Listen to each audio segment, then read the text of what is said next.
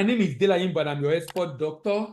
Welcome to Global Trade Tutor YouTube channel. In today's video, we'll continue the conversation we started discussing on what nobody tells you about export contract, or what should be the content of a viable export contract. In the last video, we talked about paperwork, documentation. In this video, we're going to talk about periods. Now, there are 3 periods I'll talk about. I'll talk about the latest date of shipment, I'll talk about the latest date of presentation, and I'll talk about the termination or expiry. In this video, I'll be focusing on latest date of shipment. This section of the export contract specifies the deadline by which the good must be shipped, or at least loaded on board the vessel or the means of conveyance or means of transport to the destination country. This provision is very crucial because it ensures that the exporter complies with the agreed delivery upon date or schedule in order to avoid penalty or breaches of the contract. Now, some buyers, when they place order, they are targeting a sale, particularly for regular merchandise goods. They want to buy that product. Let's say they are focusing on maybe during Christmas or during a particular festive season, maybe a festival, the Muslim festival, or if it's in the US during Thanksgiving, whatever time. So they are expecting that if I place order, let's say, for example, someone is targeting Christmas, which is December. The person say, okay, the good will spend, let's say, a month on the sea. Then it might take a few weeks to clear and deliver. This person is planning to sell in December, within the last 3 weeks of December, or the second and third week, actually, or let's say the last week of December. So meaning the good must have arrived by mid-November, so it can be cleared before the end of November. That means the good must have been shipped. If it's going to take a month rather, the good must have been shipped by mid-October. This person might be placing order around September. If you place around September, it's expected that whatever the case is, this good must be shipped by mid-September to arrive mid-November, so I can clear before the first week of December and I can sell. If you now ship late October, meaning it will arrive late November, they won't clear until mid-December, the person can reject the goods. I'm trying to paint a picture in your mind to have an idea of the reason why buyer gives latest date of shipment. Now, in this section of your export contract, you should be defining, number one, what is the latest date of shipment? Who is responsible to ensure this date is met?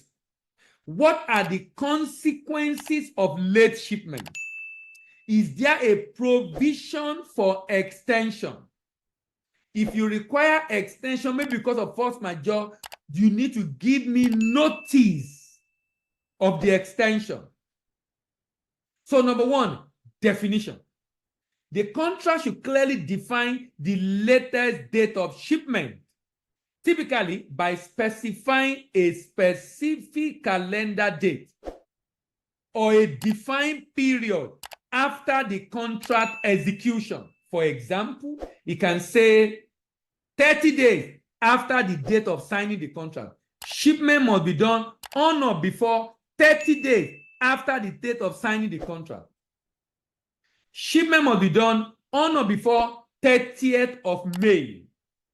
Shipment must be done within May 2024. Shipment must be done within 2 weeks after signing the contract. It must be defined, definite, clear to both the buyer, clear to both the seller.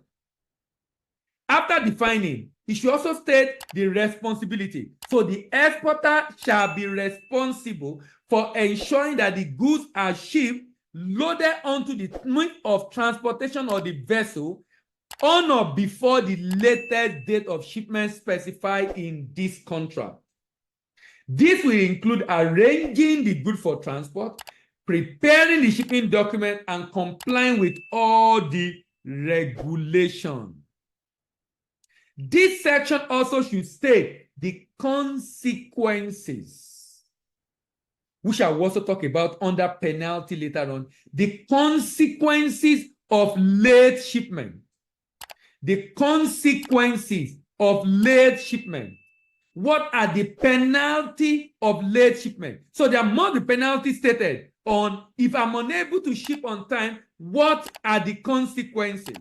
For example, it might mean total cancellation of the contract. It might mean the exporter will pay 5%. That means in my payment, I will discount 5%. For every 1 week of delay, I will discount 5%.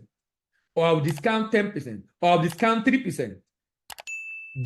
If there will be consequences, it should be stated. So the person knows that there will be a claim on it to compensate for the loss or refusal to accept the shipment altogether. This is important and should be clearly stated in the contract and agreed to by the buyer and the seller. And agreed to by the buyer and the seller. Now, there could be possibility for extension. There could be possibility for extension. In certain circumstances, the contract may allow for extension of the latest date of shipment if agreed upon by both parties. The condition for granting an extension, such as the reason for delay, rather, should be stated in the contract. For example, it could be because of a force majeure, a circumstance beyond human control. A basis for extension, and if extension will not be granted, it should be stated. If the extension is going to be granted because of force majeure, then the contract should contain clauses on force majeure. The contract may include force majeure clause that exclude non-performance or delay in shipment due to unforeseen circumstances or events beyond the control of the parties, such as natural disaster, war, a government action, a pandemic, COVID-19 pandemic, for example. The force majeure clause should specify whether it applies to delay in shipment and procedure for invoking it. That means I will invoke this clause, and the force majeure will also say, in the event of force majeure, latest date of shipment can be extended by 2 weeks, 3 weeks, 1 month. Now, that is to ensure that the force majeure does not cause continuous delay and notice can be required. The contract may require the exporter to provide a timely notice to the exporter, to the buyer rather, if it becomes apparent that the good will not be shipped by the latest shipment date. This will allow the buyer to take appropriate action, for example, getting alternative, and of course, seeking compensation for the delay. This section is a very important section in your contract, the latest date of shipment. In fact, when you use letter of credit as your payment method, this is a very important section in your letter of credit.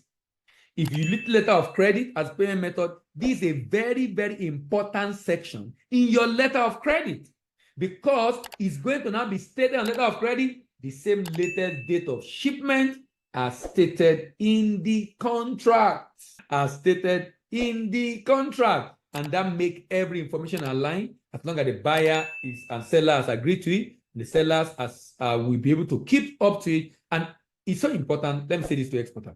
Immediately you know you can't meet up with that date, send a request to the buyer. Let the buyer tell you if you can see ship or if you cannot ship.